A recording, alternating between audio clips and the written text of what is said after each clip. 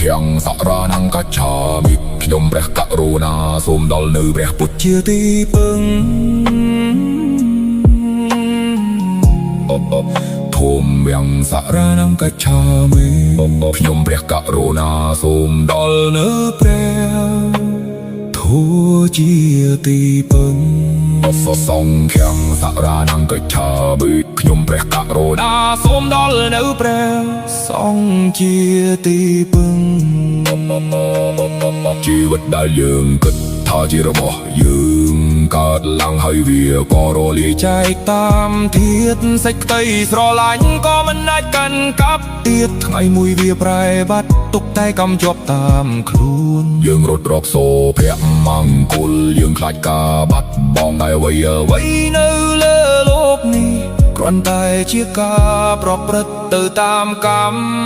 មអនិច្ចំមានន័យមិនទៀងទុក្ខំជីវិតមិនអាចជៀសវាងសេចក្តីឈឺអនត្តាគឺមិនមែនខ្លួនយើងទាំងអស់កើតឡើងហើយរលត់ទៅវិញ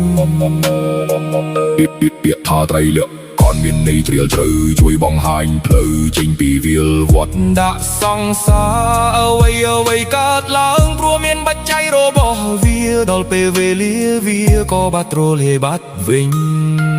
អនិច្ចំរាងកាយនេះមិនទៀងមែនពិតទុក្ខំក្នុងមួយជីវិតយើង